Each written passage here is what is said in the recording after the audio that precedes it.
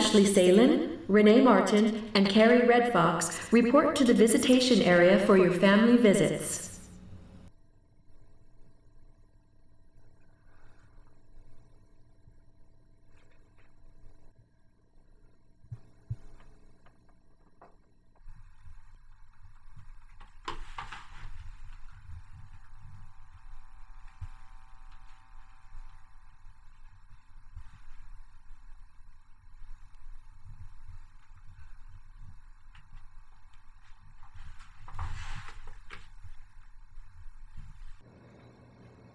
Help me to be still and know that you are here.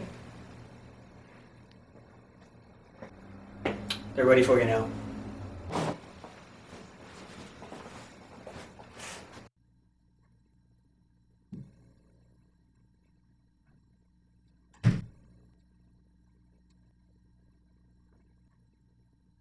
Please take a seat, Miss Butler.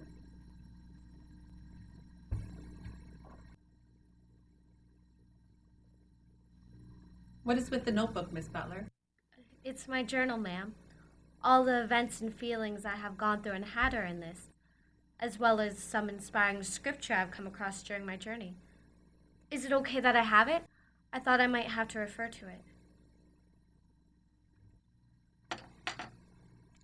Miss Kayla Butler, this is your review regarding your criminal charges. You do realize that although you are not under oath in court, that what you say and how you act will be the basis of our report that will be used to determine what, if any, further punishment there will be. Yes, ma'am. This interview was ordered by the court to assist in determining the punishment you would receive for the crimes you have admitted to. You clearly understand that our report and recommendations will assist in deciding your future punishment or any outcome you will receive. Yes, ma'am. You clearly understand the severity of your actions? Yes, ma'am. Are you willing to take responsibility for your actions and the repercussions that come out of these actions? Yes, ma'am. You are bound by the poor choices that you have made. I hope it's clear to you that your actions have very serious consequences. Yes, ma'am. The facts of your case are cut and dry. There is no whodunit here. What happened and what you have done is clear. We have spoken to the investigating police officer, your counselor, and your worker. We have all of their reports, including the victim impact statement. What we would like is for you to tell us about yourself and what you have learned about this experience. What have I learned about myself on my journey? Where do I start? I guess you have to start with trying to understand what an addict is and what an addiction is.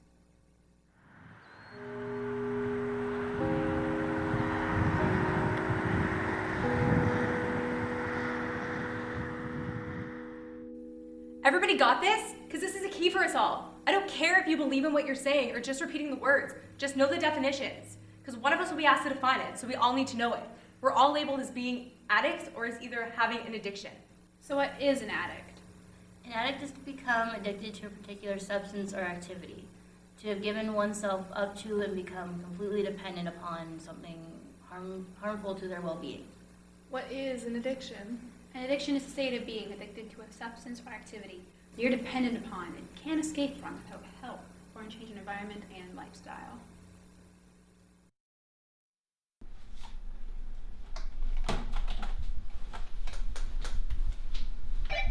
Violation is 65.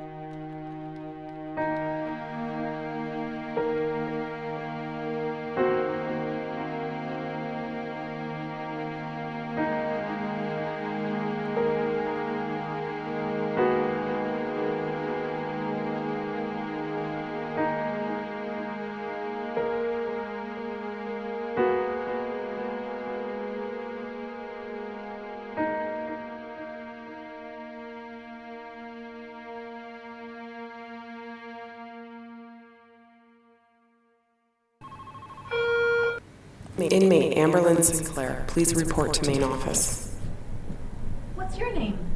Butler, Kayla. From DOC, I'm sorry? Department of Corrections. Yes, ma'am. You came right from court. Yes, ma'am. You have your paperwork?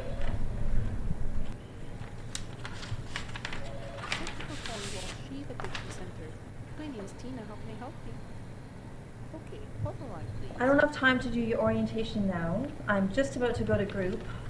They told me you were coming, I just didn't expect you yet. I'm sorry, ma'am. I had no control over when I arrived. They just brought me when they said it was time. Yes, I know. Welcome. Welcome to Lost Sheep Addiction Center.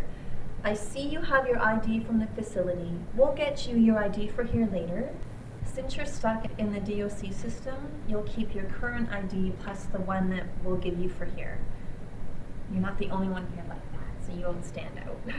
Thank you, ma'am. We deal with all addictions. Some here have criminal records and are avoiding going to a detention center like yourself. Some are here dealing with problems in their life, both past and present. And some others here are just mentally and emotionally scared. The one common theme, though, is all have addictions to something. We don't judge, but we do expect you to make an effort to change. Is that clear? Yes, ma'am. There'll be no pity parties. You will either face your demons or you will not be here. Is that clear? Yes, ma'am. Let me cover just a few basic rules. You will respect staff at all times. You earn your privileges. Nothing is handed to you. You don't deserve something just because. You progress through steps or levels. You will start out as level 1, which is close custody, which means we control every aspect of your life. You will be stripped of all personal belongings and you will be given a uniform. We don't have time for that right now, but that's where you will start. After the group session, I will process you in. If and when you move out of level 1, you'll move to level 2, which is controlled freedom. Level 3 is supervised independence. Level 4 is free spirit. And finally, the last step is back out into the community. Each level you gain privileges and freedoms. If and when you break rules, at any point you can move down 1 or more levels. You know, some here have never left close custody. It all depends on how you adapt and behave. It will also depend on your security clearance here and if you have criminal charges pending or a criminal record. Enough of that. I need to get to group, and there's no time like the present to break you into the experience. All of you. Mom, I don't see why you brought me here. I think you've blown this whole thing way out of proportion. It doesn't mean anything that I was busted at my last private school. I wasn't stoned when they hauled me into the office. Mom, I know I've been kicked out of 4 private schools in the last year, but it's not all my fault. Come on, Mom, give me a break. Did I deserve to be shipped here? I just don't think the punishment fits the crime. After all, Daddy's lawyers got me out of any criminal charges. Mom, I don't have a drug addiction. Would you stop saying that? I don't deserve this treatment from you. Come on, Mom, please get me out of this place. I promise that Hey. And there's no cell phones allowed during session. You know better, Samantha. You bust her for that, but she never loses privileges.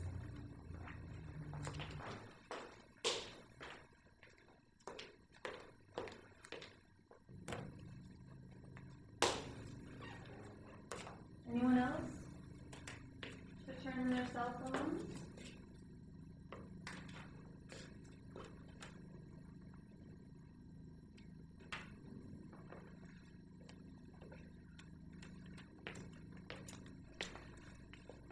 So for those of you who should have them, I will return them after class. Those of you who shouldn't, they will be in my desk under lock and key. I'd like everyone to welcome Kayla Butler. Hi, Kayla. Hello. Nice to meet everyone. So for Kayla, and a refresher for everyone, can anyone here tell me what the first step here is? The first step here is admitting that you're powerless to your addiction and that our lives are out of control. That's right, Michelle. So, in that same spirit, let's hear from the newest person in the group. Kayla? Not ready to share? Okay, but being in this program means you will need to share. Give her to me alone in a room for 5 minutes. She would talk. We will not resort to violence. Let's show Kayla how it's done. My name's Michelle. I'm addicted to sex and shoplifting. Samantha's my name and drugs are my game. Well, my supposed addiction. I frankly think I have it under control. That's called denial, and that's why you're here. I'm Jaden Brooks. My addiction is inflicting pain on myself. My name is Alicia Mason, and my issues with food. I also have an addiction to chocolate. My name is Jessie Ridley, and I have a cell phone and texting addiction. You would never really think it was an addiction, but I can't stop checking my phone to see if someone has texted me or called me. Even worse, I've sent messages while driving, which is said to be an activity that is much more impairing of your judgment and reaction time than drinking and driving. Is that really an addiction? An addiction is described as a physiological and psychological need for a habit forming a substance or activity. You get chemical brain highs from a variety of things. Doesn't make it an addiction. The differentiating factor of an addiction is when it interrupts your daily life and creates negative consequences for you and others. That's a significant factor. Negative consequences. For me, it's pretty clear texting is an addiction. My name's Shannon Moreland. I'm addicted to drugs and alcohol. As well, they say I have violence and anger control issues. I ain't here because I want to be. I'm here because I have to be. Well, don't leave the newbie hanging. Explain that one. Well, judging by your ID, you're DOC, which means you're in the criminal system like me, which means you're close custody. You know they consider you a flight risk? When you're close custody, you might as well be in prison because here, you're the prisoner and slave. You're at their mercy. Don't paint us all with that brush. We all start out close custody. Some of us are just too stupid to play nice and don't get to move on. Would you like a knuckle sandwich? Some of us didn't have mommy and daddy to pair away at close custody. Go ahead, tough girl. Give me a knuckle sandwich. Get yourself into more trouble. You're as stupid as a dumb ape. If I'm as stupid as a dumb ape, I'm gonna squish you like a banana. Enough! That is not how we behave or treat others. The goal is not to hold you like a prisoner. No, they just treat you like one because they feel you have no control over your life right now due to your addiction. You're a slave to your master, which is your addiction. Our goal is to make you a follower to a new master. And someday, in the not-so-distant future, perhaps you can be released from your bondage of addiction and set free. She's talking about Jesus Christ and faith, in case you missed that. The counselor will tell you that rarely she has seen a person fail this program if they thoroughly follow the program path. Those who do not overcome their addictions are those who cannot or will not completely give themselves over to the program. Which really means you won't give yourself over to Jesus Christ. It's not just about giving over to Christ. It's about staying away from your addiction. The longer time away from your drug of choice, the more likely you are to break the habit. Studies have shown that the longer you are in rehab treatment, the greater your chances for success. In the program, you have to admit that you have a problem and that your way of dealing with it isn't working. The counselor simply provides a solid solution to your problem. If you're not willing to submit to the program, things like not participating, not being honest with yourself, then these are reasons the person will fail. It's up to you which path you take and if you take advantage of the opportunities given to you. No one can change for you. You have to want to change. If you truly want to beat your addiction and you'll go to any lengths, then you're ready to take the steps. You may balk and rebel at some of what we do in this program, but because you think you can find an easier way, but there is no easier way. The path is narrow and you need to take it one day at a time. Doesn't it sound like we've heard this a few times? Well, we have. Just a few hundred times or so. You ready to share? No, actually, I need to go to the bathroom. I haven't had a chance to go since this morning. Okay. I'll have Sam take you. You will need to submit a urine sample, so this might as well be the first one. Then Sam, get her changed into a uniform, as well as the other things she needs to get.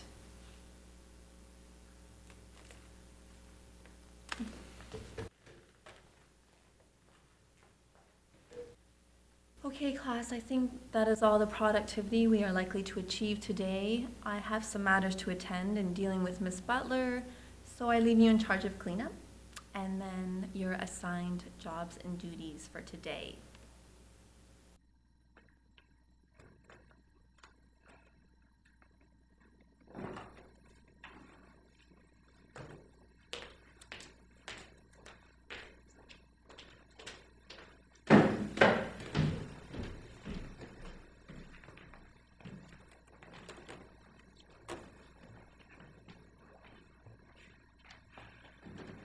So what's your with the new girl?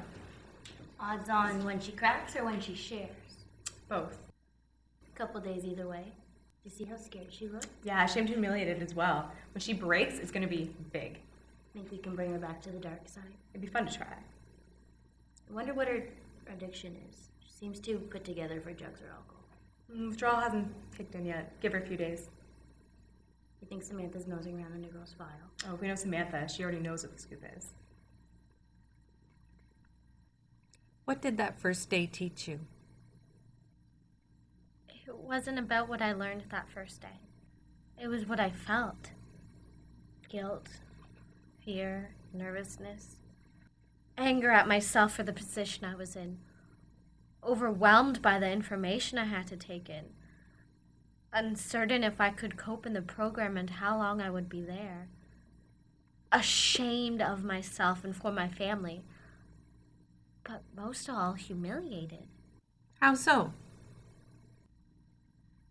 Having to sit in that waiting room to face the consequences of my actions, being in that group and knowing at some point very soon I would have to tell them what I had done. I was especially ashamed and humiliated by being in the close custody level of the program. Female staff member, please report to the administration change area for admission search of a new resident.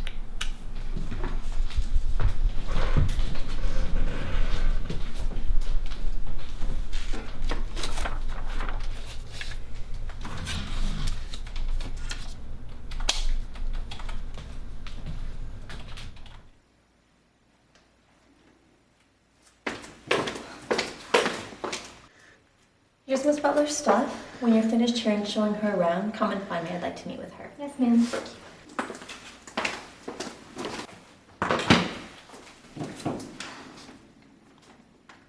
Darn it, it's sealed. Took you long enough to go to the bathroom. Here's your uniform, your standard issue intimates, your ankle monitor, your toiletries, and your resident manual. It explains all the ins and outs as well as all the rules and regulations. Nothing is yours to begin with. Once you move up, you can start to wear your own stuff, but it has to be inspected first. And just a heads up, if you have underwire in your bras, it'll be cut out. What's with the ankle monitor? You're close custody. You're fitted with an ankle monitor that has a GPS in it, so don't think about escaping. Once it's on, if you tamper with it or if you try to leave, it'll go off. Look, I don't mean to rush you, but you have to finish getting changed. A female official will meet with you to make sure you don't have any contraband hidden on you. You can put your jewelry, money, or anything like that in the bag, then you'll get your ID photo done. After that, give me your clothes and personal belongings, and I'll put them in storage for you. Then I can show you where your room is.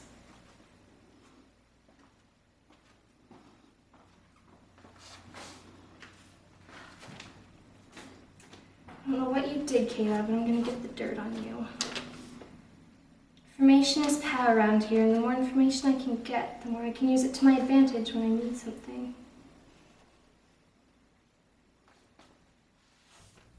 Entering into the room, being searched, having all my personal belongings taken from me, then slipping on that uniform and clipping on my ID badge of disgrace. I felt humiliated, ashamed, and embarrassed of what I was and what I had done, of what I had become. It broke me. It brought back what it felt like in jail after I was first charged. Most people, particularly adolescents, are literally afraid to be locked up in jail or in hospitals or centers. Miss Butler, we are not here to talk about people in general. We are here to talk about you. Would you care to expand upon your feeling broken, humiliated, embarrassed, and ashamed? My feeling broken is because of the hurt and pain I caused my family. Knowing that I destroyed another family and took my life down a path I did not wish to go. With one wrong decision, I destroyed so many lives. The humiliation, shame, and embarrassment I feel is from what I had done. The guilt I have to live with. What I put my family through. What I face in my future. And what others think of me. I feel like I've been processed back into jail. You know the feeling? Like you've had your identity taken from you and you become the property of the state? With any luck, you won't be in close custody long. So how do you get to do this? I know how to work the system. I've worked my way up to administrative assistant. We all have to do jobs. Yours, since you're new, will be sanitation and cleaning. You get to clean and pick up garbage. We all started there. What's with the outfit? Let's just say this outfit helps to give the first impression that I'm a good girl. That first visual impression gives me a head start mentally on manipulating a person into giving me what I want. Sounds like you know how to get what you want around here. Yes, I do. Well, I should show you to your room. So what did you do? Come on, you have to talk sometime. Tell me the juicy details. It's not like you killed someone or something. Are you coming?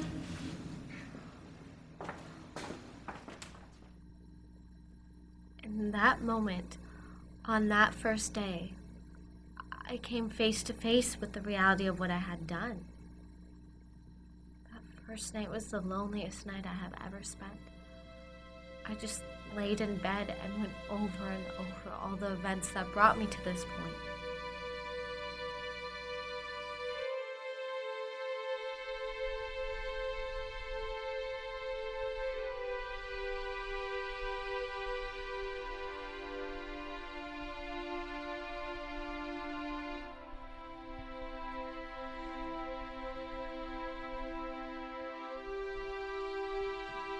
Kayla Butler, you are under arrest. You have the right to remain silent. Anything you say will be used against you in a court of law. How long have you known Miss Laura Chambers? Miss Kayla Marie Butler, I hereby find you guilty.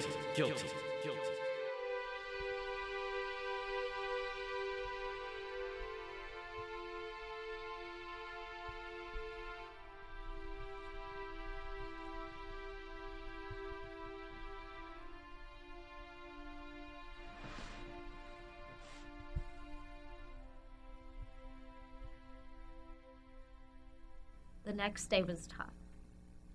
It was at that point that I started my time in the program, as well as on the road to having to face what I had done. The reality was too much for me.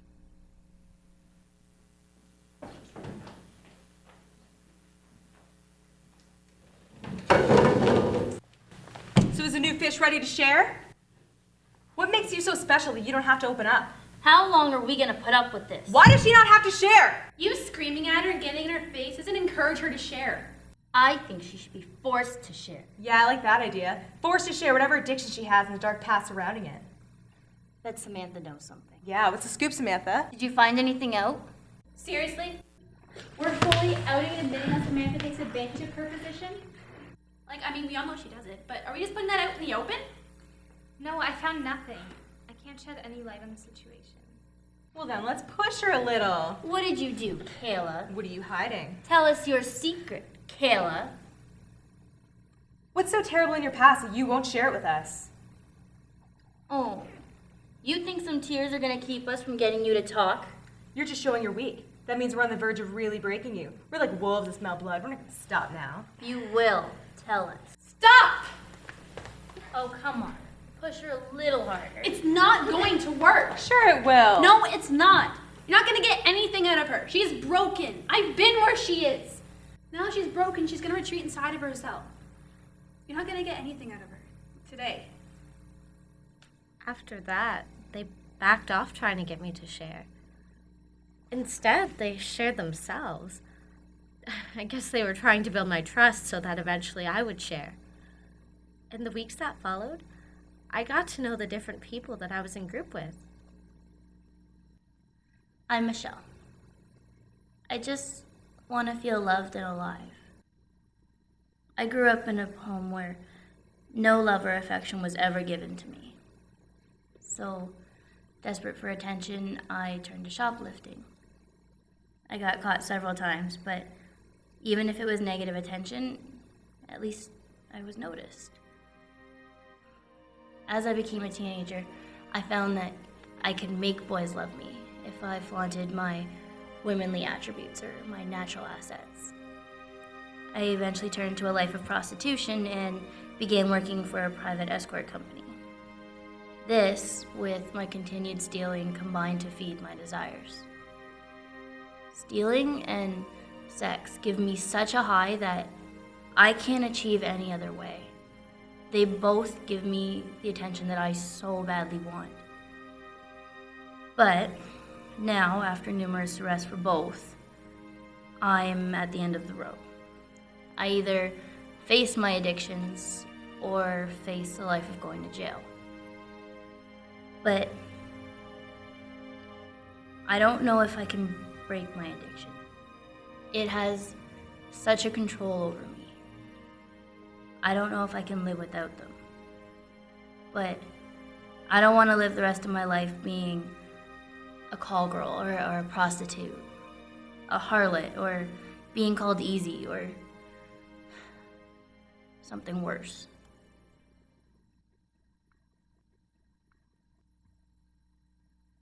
My name's Shannon. I'm a drug addict and an alcoholic. I've had a hard life growing up, and it's taught me to be tough. Not only physically, but mentally and emotionally. That's why being part of this program is hard for me. I don't open up easily. In part, because I was bullied when I was younger. It started with people calling me names, and then it got worse. They'd throw things at me, they'd sing nasty songs about me. In high school, they vandalized my locker. It got so bad that I felt like I was in danger physically. Then one day, I started fighting back. I have a long criminal record. I've had a rough home life. I faced it all. It's forced me to grow up on the streets with no family, no kids, selling drugs, drinking, even prostitution if I had to make money. I went to juvie because I stole a car and drove away from police while intoxicated and high. I've been arrested repeatedly for assault, as well as possession and trafficking of drugs. Everybody sees me as white trash and a junkie. I'm also often called a bully because I bully people to get what I want. Now I've been forced into this program or else face prison time, so I must deal with my drug addiction and my anger and bullying issues. Bullying can be physical, mental, and emotional. I've experienced all three myself. I used to get beat up by a kid at school all the time. Well, since you're speaking, let's hear your twisted story. This is Jaden. She's a cutter. I inflict pain on myself. It's called self-harming, and it's described as the intentional direct injuring of body tissue, and it's most commonly done without suicidal intentions.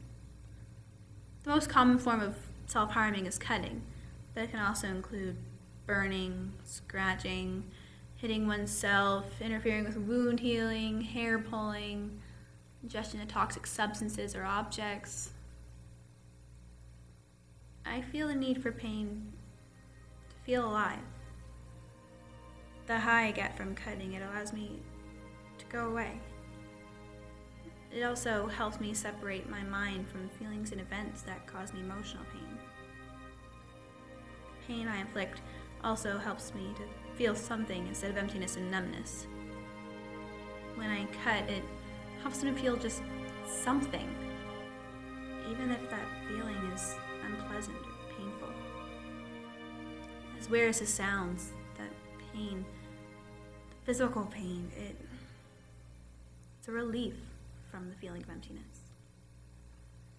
That is just messed up. Well, technically, ear piercing, nail biting, small tattoos, cosmetic surgery, they're all accepted in society and they're not considered self-harming by most people. Technically, it's not that much different.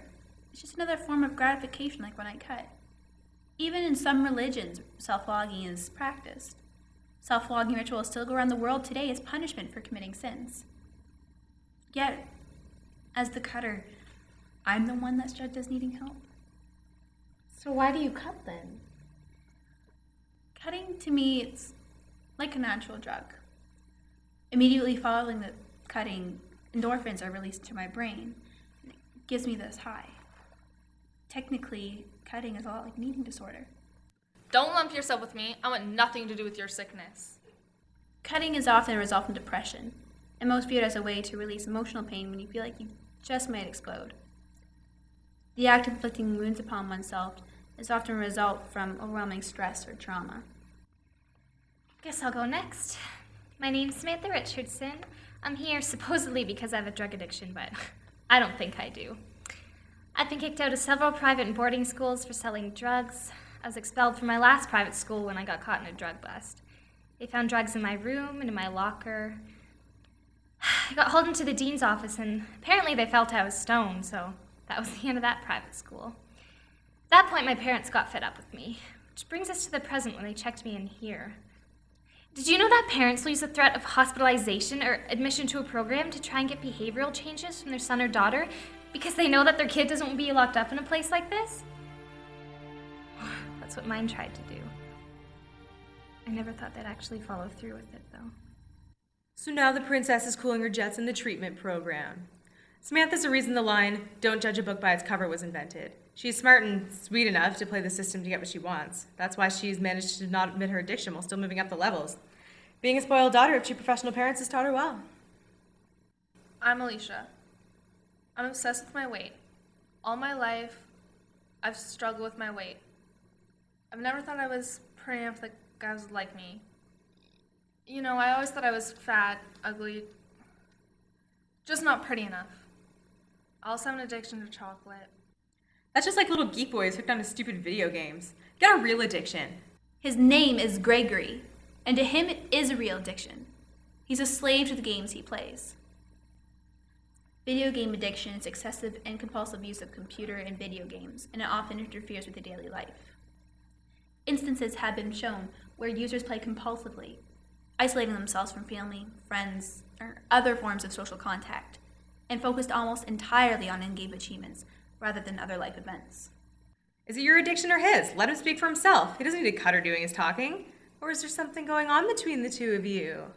Yeah, they're both freaks, so they like each other's company.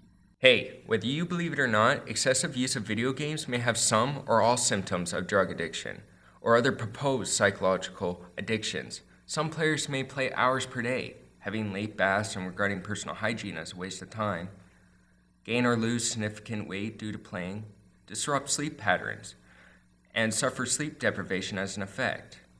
Play at work or school, standing in the middle of nowhere looking into space for a considerable amount of time, avoiding phone calls from friends, and or lying about playtime.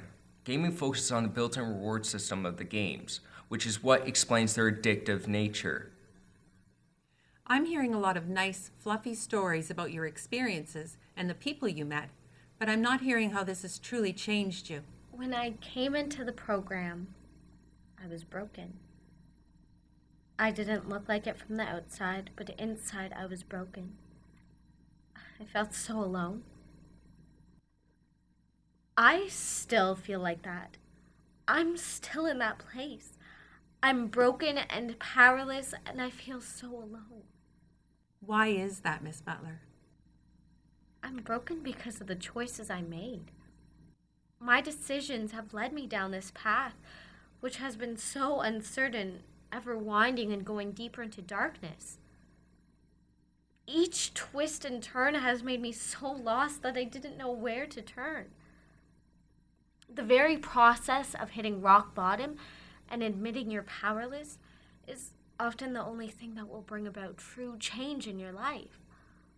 I was trying to find my way back, but I couldn't until I faced what I had done.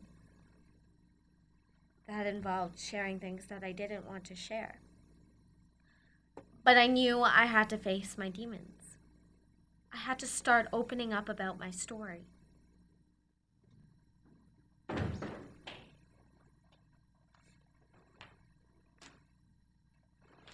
So how long can you keep stalling, Butler? Stalling? What do you mean stalling? You haven't shared your story yet. The idea of sharing is supposed to go both ways. Yeah, we've all spilled our guts. Now it's your turn. And it starts today. Guess it better start today, or else.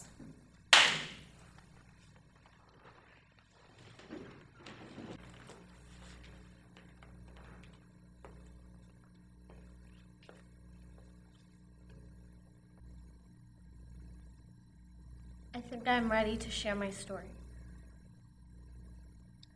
I am here because I have an addiction to alcohol. I don't think I have one, but others think I do. Well, don't leave us hanging. After all that has happened, I'm just broken. I feel so lost and alone. I never expected things to spiral out of control like this. What are you trying to hide? Spit it out. One night, I was out with friends. We were all drinking. I got in my vehicle and drove. I thought it was okay to drive. I guess I wasn't. So, would you consider what you did bad judgment?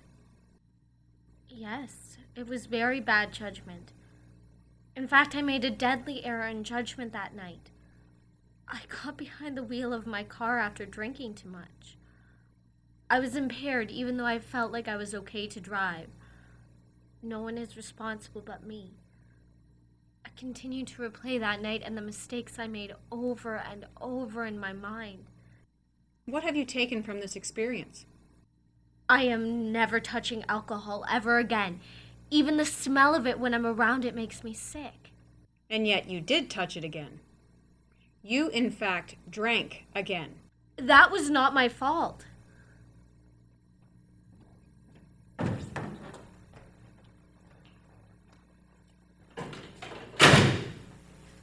Your nerves look a little rough. Want a drink? You can't have that in here. Sure you can, as long as you don't get caught. You want some? No, I don't want that stuff to touch my lips ever again. Oh, one smash up and she vows never to touch the bottle again. Give it time, honey. We all come back for a drug of choice. It's part of being an addict. I won't. It's cost me too much. We all say that. Take a drink, sweetness. No, please, no. We don't care what you say. No, please. I have been clean and sober since the night I was arrested. I don't want to start drinking again. What, afraid of getting addicted again? Open wide. No, please, no.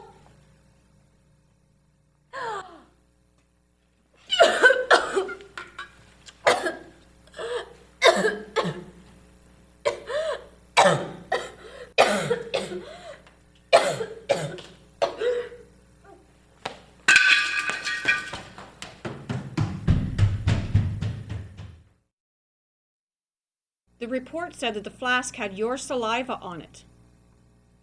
You were the one that was sick. Your breath smelt like alcohol. Yes, I had alcohol on my breath. But as I explained to the counselor and as I just explained to you, I was forced to drink it. I haven't touched any since. Even the smell of it makes me ill. That's only one of several infractions you've had. You haven't been able to get out of close custody. I've never been involved in any criminal activity before this. Yet, pardon the pun, since this event, you have in fact fallen off the wagon. You just need to look at the fact that you're still in your uniform and in close custody to see that you're not progressing. That's because of my case. It's not just the case. You had the drinking incident and a contraband violation with a phone? I just explained how the drinking one was not my fault. What about the other contraband violation with the cell phone? I can explain that one too. I got this for you. I don't want it. It's yours, no worries. But it's contraband. Just don't tell the counselor you have it, and don't tell anyone where you got it from. What are you up to, Samantha? Nothing? Working on buying her off. What'd you pay her off with? Looks to me like a phone. Yeah, sure does look like a phone. Now, I could be wrong, but I was certain phones were contraband. No, I think you're right. Phones are contraband. What would it gain us to snitch on either of them? Just so you know, Kayla, that's Samantha's game. She likes to pay people off and hold it against them when she needs something. She's like a snake in that aspect. Thank you, but if it's contraband, I don't want it. Especially if there are strings attached to it. Better hide that thing. The counselor's coming. What's going on in here? Something is going on, and someone had better start talking. I might. What do I gain if I have information on contraband? We can discuss it, but withholding information can get you into more trouble as well. Snitch? You're just jealous I did it before you. Well, if you both have information, I would love to hear it. I ain't gonna be the snitch, but I am suggesting you strip search Kayla and Samantha. Anything you two girls want to share? You know, it goes a lot better if you come forward versus waiting till you're searched. It's my fault. I have a cell phone. Kayla, don't take the fall for Samantha. She gets off easy that way. Yeah, Samantha's the one that gave Kayla the phone. Samantha, Kayla, to my office now!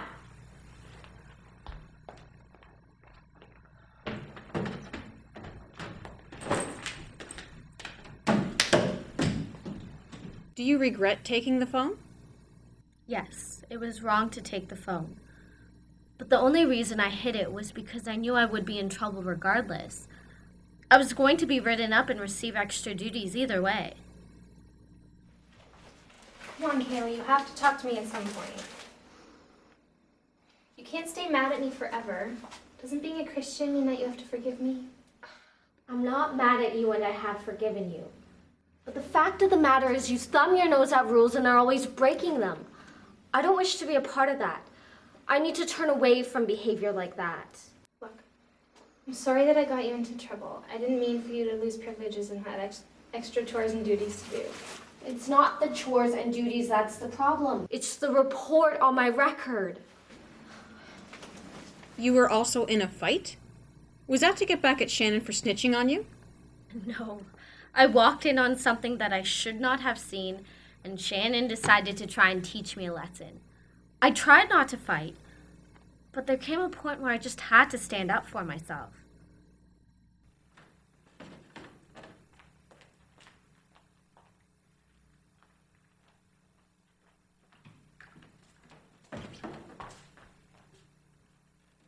Where do you think you're going, little Miss High and Mighty? Leaving and pretending I didn't see anything. Not so fast. But you did see something. And we want to make sure you're not going to squeal. I won't. Well, we want to ensure that you don't. I don't have a clue what you're doing.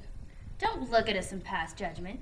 You of all people have no right to pass judgment. I am not passing judgment. Yes, you are. I can see it in your eyes. Let go of me. Not till I get the answers I want. It's hard to believe that you don't know what they were doing, because as an alcoholic, you should know why they're drinking mouthwash. Why? Don't play so stupid. Because there's alcohol in it. Look, I don't want to cause any problems. I don't know what you're doing. I didn't see anything. Let me just walk away. I've had it with your innocent little girl act. You're not any better than the rest of us. I'm gonna pound some sense into you. Easy there, Shannon. I'm all up for straightening Kayla out, but let's not do anything crazy or stupid. Don't you get in my way. What is your problem? I don't have a problem. Just let me go. Let me handle this, Michelle.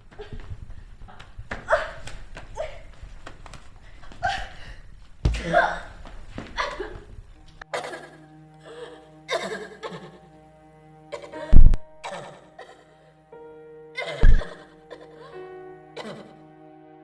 on, get up so I can give you the beating you deserve.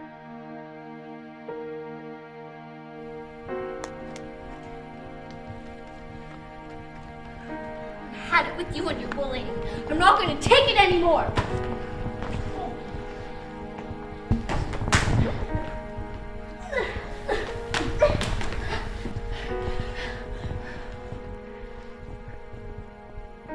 You need to be taught a lesson, and I'm itching to teach you one.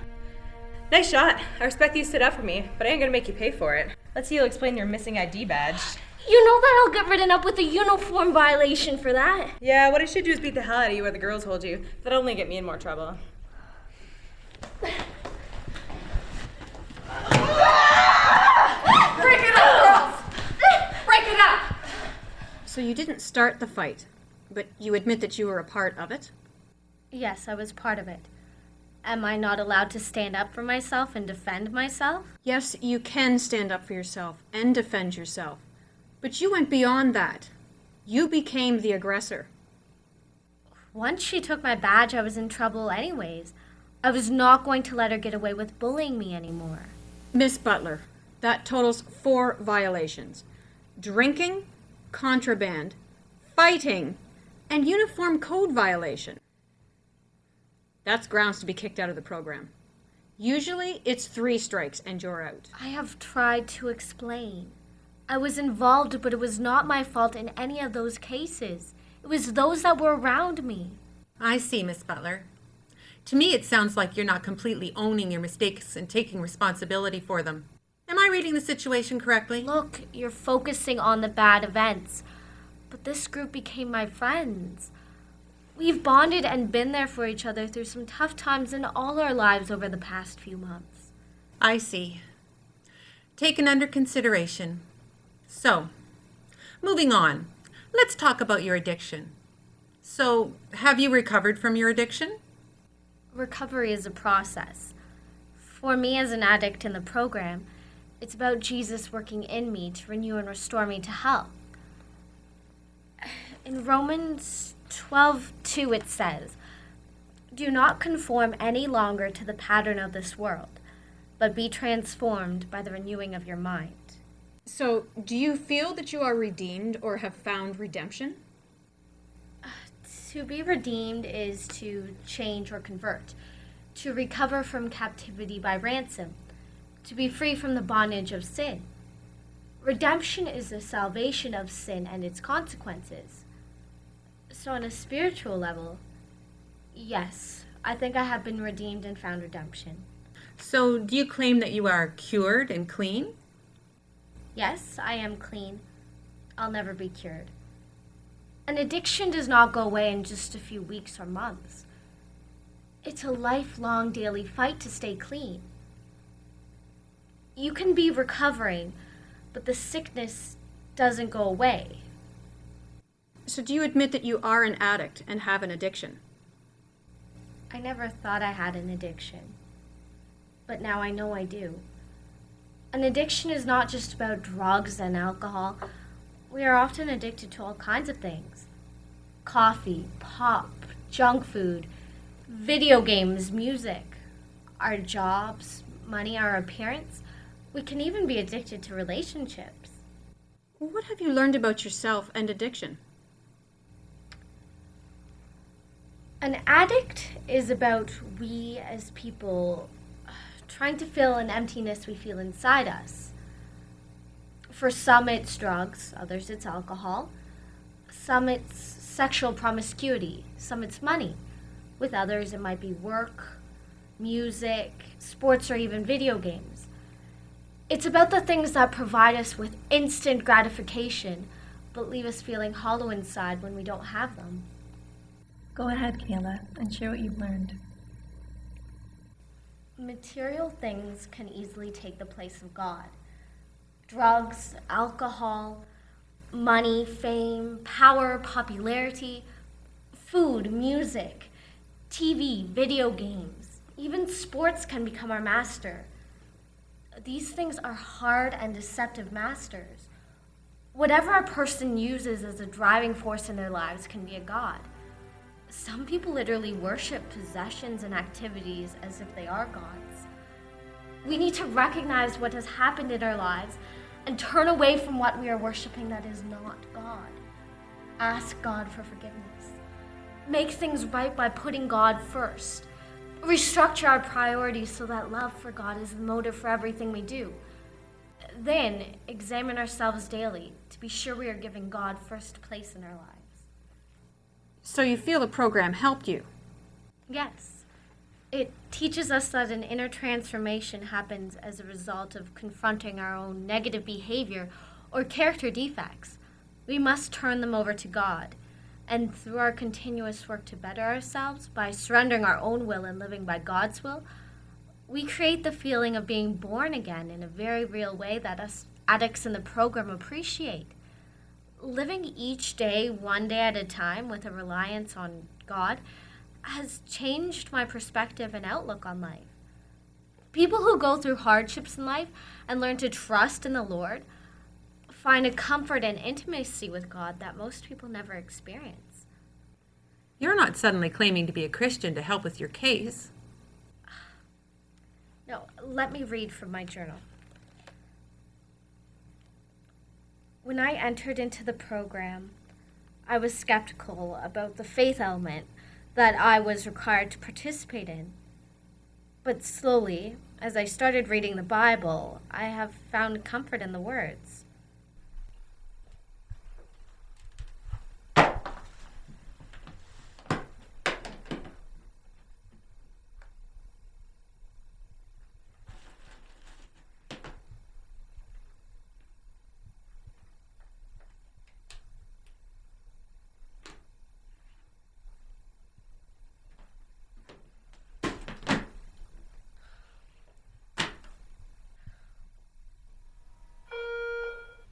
Attention lost sheep staff, code yellow.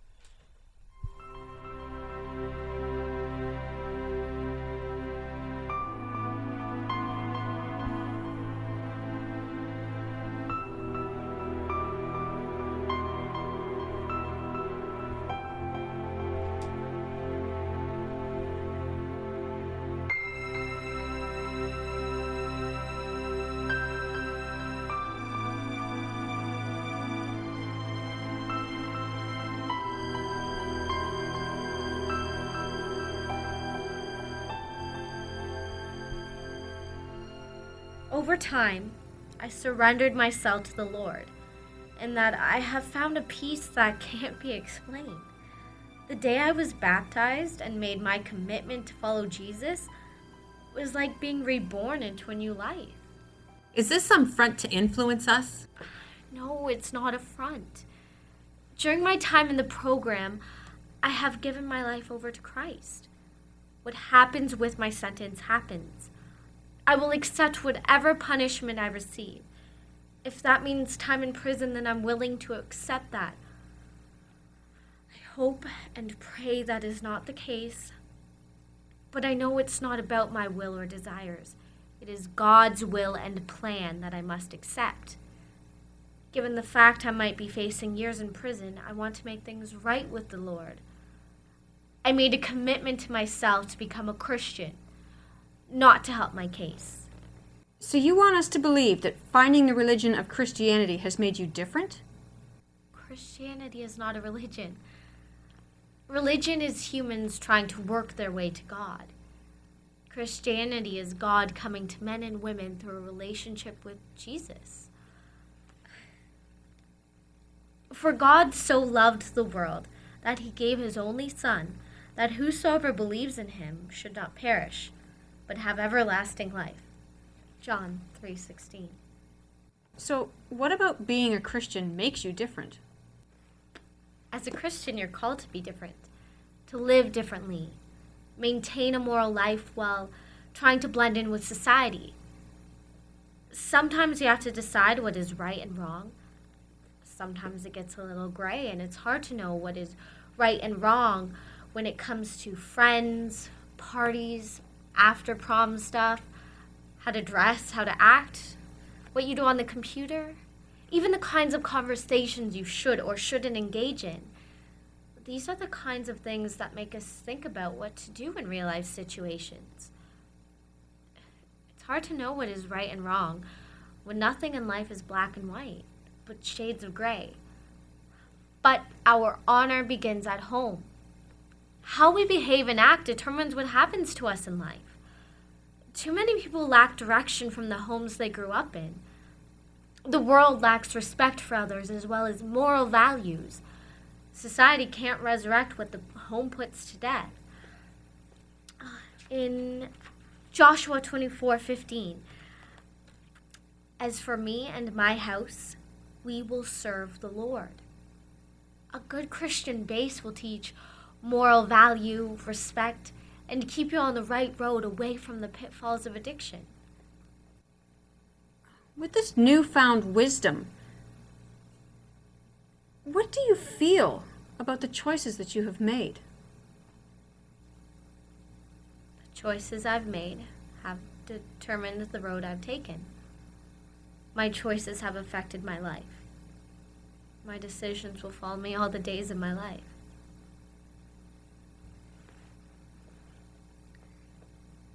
Before I became a Christian, I used to think I was on top of the world, that I couldn't be destroyed. Then you face something like what I am facing, and you realize how vulnerable you are. Young people in high school or even university face tough decisions that will affect their lives. They're facing a struggle between right and wrong, good and evil. I have real life experience of this from what I have gone through. I've had some pretty intense thoughts and feelings go through my head. I have struggled with my own demons. I have faced a lot of things that I never thought I would go through and hope that I never go through ever again. I face consequences for the choices I made. I have struggled with what I have done. But when I hit rock bottom and thought I was at a point where evil was going to win, God came to me and I was saved. Through Jesus dying on the cross, I am forgiven. My sins are washed away by his blood. God has given me an inner peace. I may still face the consequences of my actions, but I have found God and am at peace with whatever the outcome is because I know he will be there for me. I have chosen the Lord and I trust him. Out of my bad choices, God has found a voice to teach others about him. The most important aspect of our lives are relationships. Christianity is no different. Christianity is about the important relationship we have with the God who made us. Until we find that relationship, there will always be something missing inside of us. Humans often feel an emptiness inside themselves and try to fill the void. Some use work or money. Others use drugs or alcohol or sex. Others use music or shopping or sports or video games, but none of them satisfy the hunger deep inside us. Even the closest human relationships, as wonderful as they are, do not in themselves satisfy the emptiness inside us. We become slaves to the different things we use to fill the void. We become addicted to them by trying to make ourselves happier and or feel better. These things become our masters, and they are masters that are never satisfied. The reason for this emptiness is that men and women have turned their backs on God. Jesus said in John 6:35, I am the bread of life. He is the only one who can satisfy the hunger deep inside us, because by him dying on the cross for us, he made it easy for us to restore our relationship with God. Oh, here comes a great speech that we all need relationships, and Jesus Christ, the risen Savior, will fill our voids and cracks. Don't forget, only he can satisfy our deepest hungers. For some of us that have been in this group, we're tired of the same song and verse. Oh, well, then you haven't learned the tune yet, have you? You're all clinging to your false gods. You're all slaves, chained to your addiction, which is your master. I have at least come to terms with my sins and my addiction and have changed my path. I have turned myself over to Jesus. I have learned that the things we do wrong are like an addiction. Everyone who sins is a slave to sin. A slave or prisoner can have only one master. In Luke 16:13 it says, no servant can serve two masters. Either he will hate the one and love the other, or he will be devoted to the one and despise the other. You cannot serve God and another addiction. Jesus died to give us freedom from slavery. He freed us from our bonds and shackles. On the cross, the power of our addiction to sin was broken, and we were set free. We receive freedom from our addiction if we accept Christ into our lives. It is out of love for us that Christ gave his life as a ransom. The word ransom comes from the slave market. A kind person might pay the ransom price for a slave and then set him or her free. Jesus paid, by his blood, the ransom price to set us free. Whether we feel guilty or not, we are all guilty before God because of the many times we have broken his laws in thought, word, or deed. Just as when someone commits a crime, there is a penalty to be paid, so there is a penalty for breaking God's spiritual laws. In Romans 6:23 it says, "The wages of sin is death." We can't escape it. We deserve to suffer that sentence of punishment. The good news is that Jesus on the cross took the penalty in our place. He wrote a check in his blood for the full amount of our sins so we could be totally forgiven. So then, how do you feel the program helped you? The program helped me find my way back through 10 steps.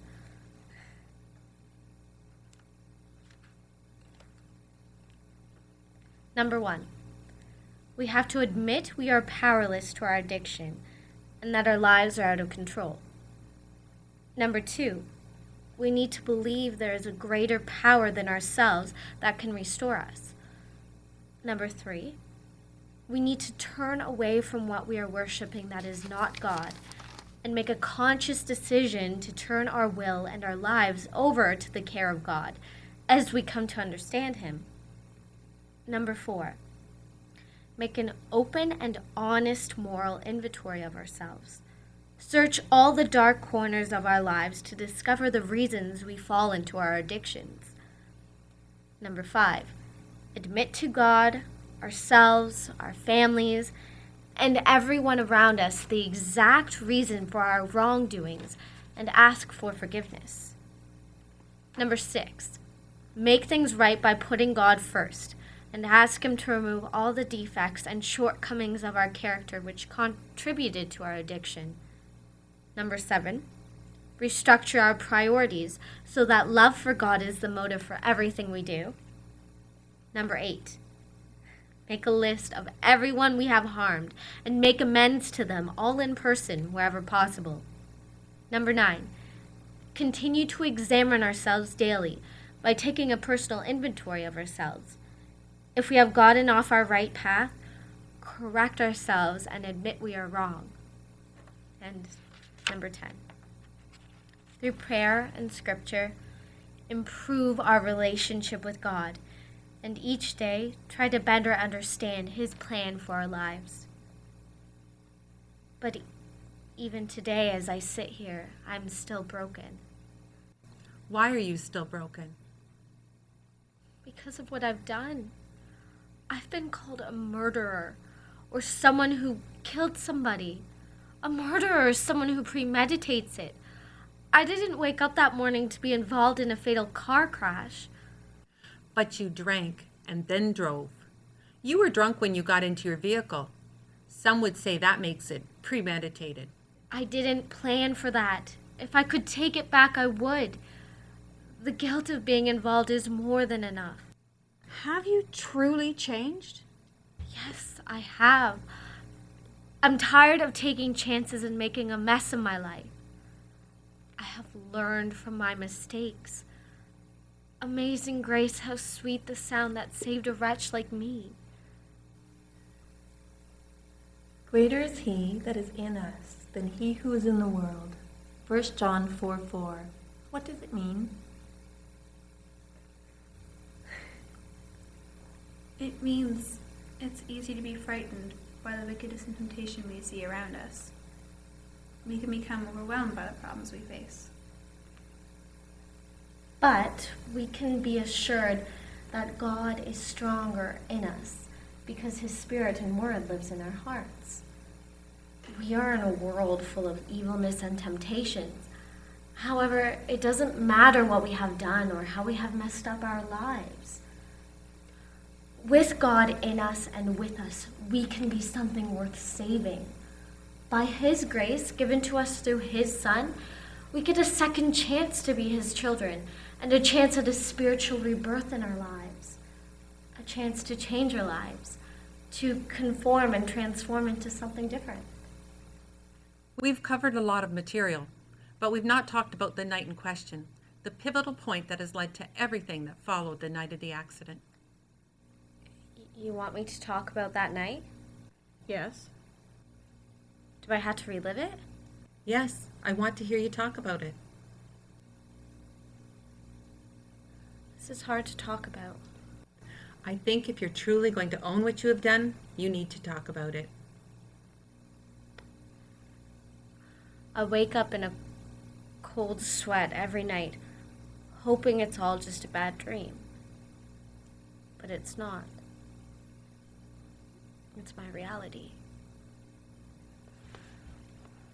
They say there is one moment in life that the rest of your life is defined and judged by.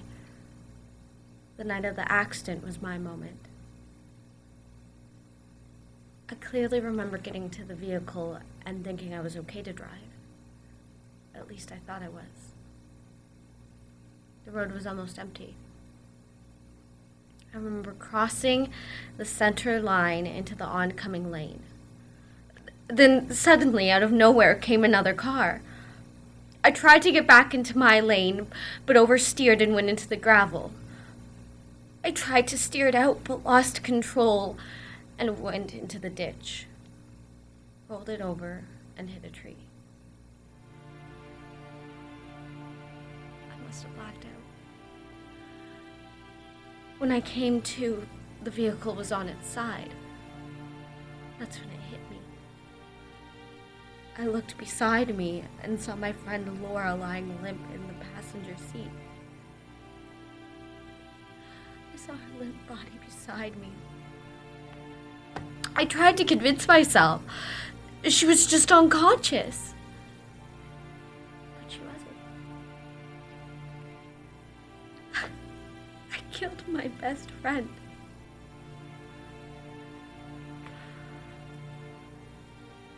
I killed Laura Chambers, my best friend. The person I went to kindergarten with. The person I've gone all through school with. We lived 2 doors apart all our lives. We did everything together. As the paramedics pulled me out of the wrecked car, I begged them to let me stay with her. But it was too late. They took me to the hospital, where I stayed for 24 hours. Somehow I managed not to break anything, just a few bumps and bruises. The police met me at the hospital, and I was told I was under arrest. I left the hospital and went straight to the police station, where I was booked, and then appeared in court the next morning, where I was remanded into custody and held in jail. Deadly error in judgment. I got behind the wheel after a night of drinking. I drove drunk and killed my best friend. I will never get over that. I feel so guilty for being the cause of a fatal accident. My life, at the point of the crash, came to a complete standstill. I've been unable to move forward. I know the guilt I live with every day is nothing compared to the grief of my best friend's family.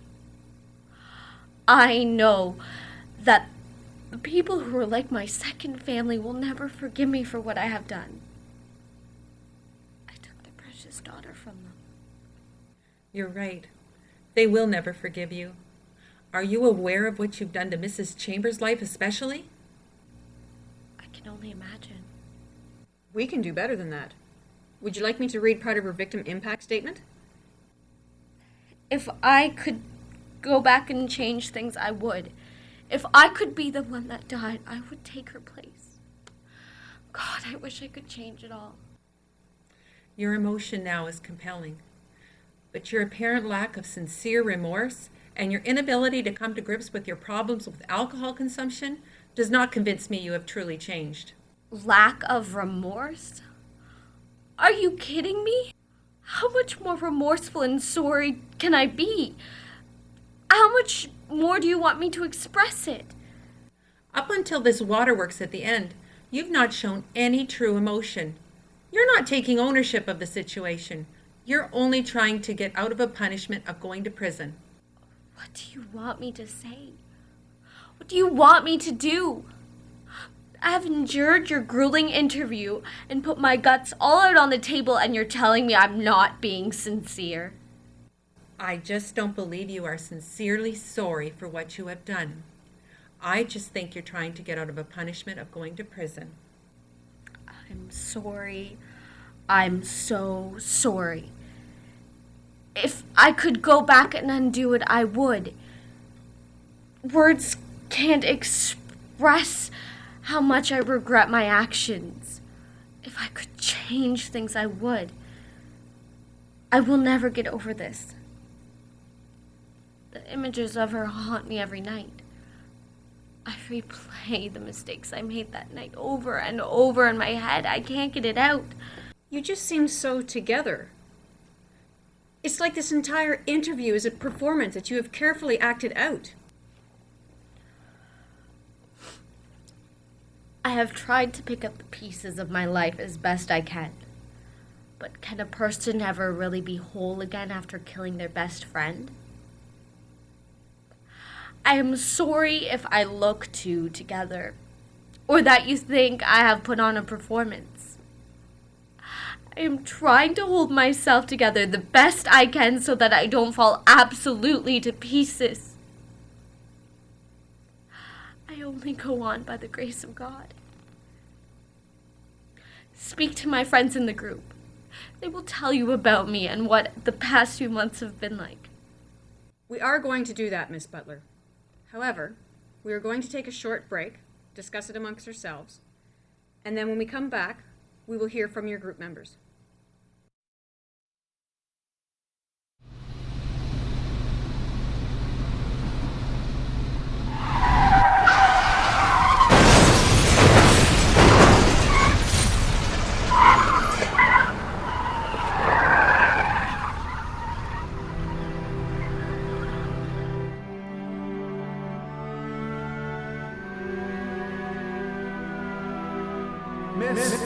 Can you hear me? You've been involved in a car accident. You're gonna be alright. Her name is Laura Chambers. We lost her. She is gone.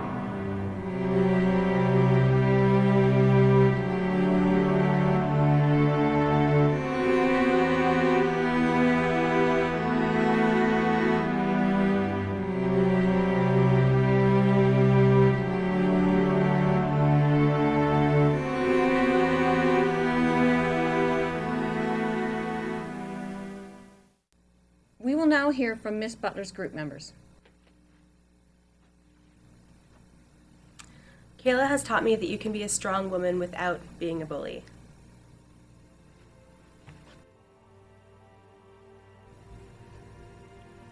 Kayla has shown me that even when we mess up our lives, we're still worthy and we have value. Family's not always biological.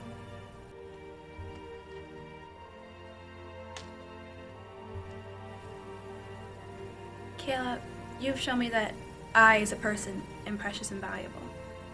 You've shown me that I shouldn't hurt myself, not feel good, and not for punishment. Thank you for showing me the value of myself, and that I can feel something without hurting or cutting myself.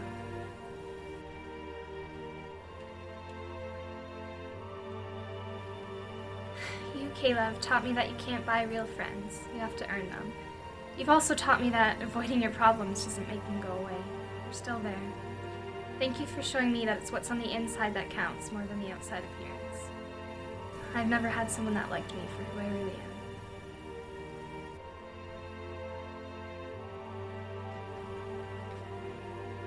You have taught me to face my social fears and live in the real world. You have shown me that I should lift my head up high and engage in the world and not just a technical device. You've taught me so much about my addiction. The program taught me the practical, but it is through you that I learned how to apply it in a real and meaningful way in my life. You've done that for all of us. Well, we have heard more than enough to make our report. We will take a moment to discuss our findings, and then we will come back and render our decision.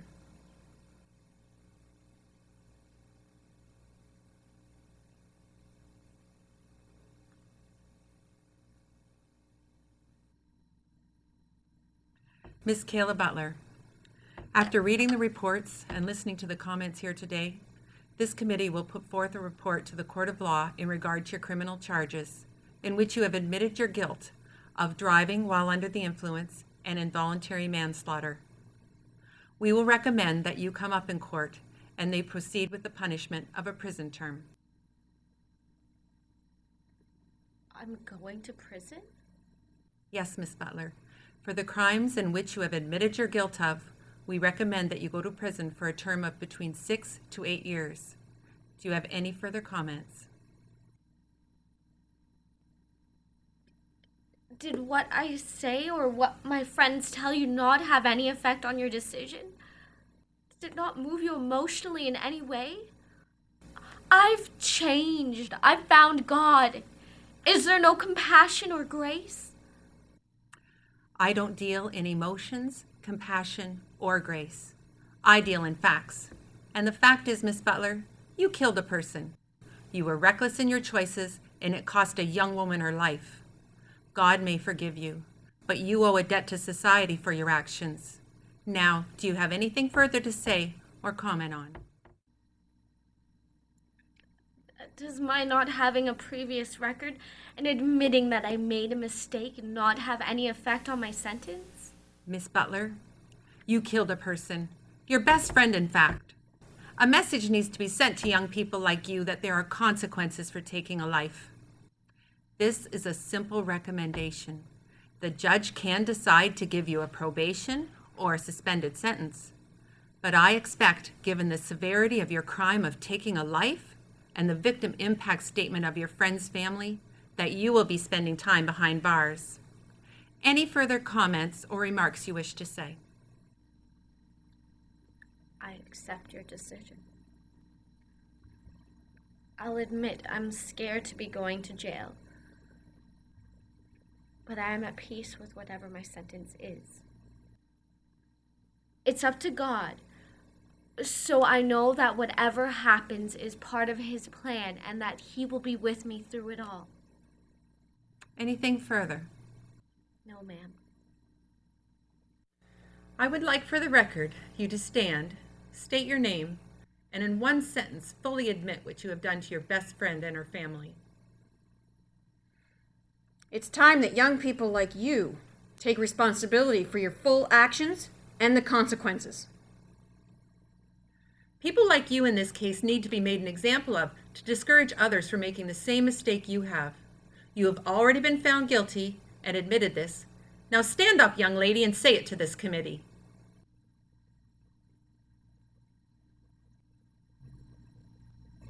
I, Kayla Marie Butler, all intoxicated, killed my best friend, Laura Chambers. I'm sorry, Miss Butler. I did not hear that. Could you please speak up and more clearly? I, Kayla Marie Butler, while intoxicated, drove my vehicle and killed my best friend, Laura Chambers. I take full responsibility for this.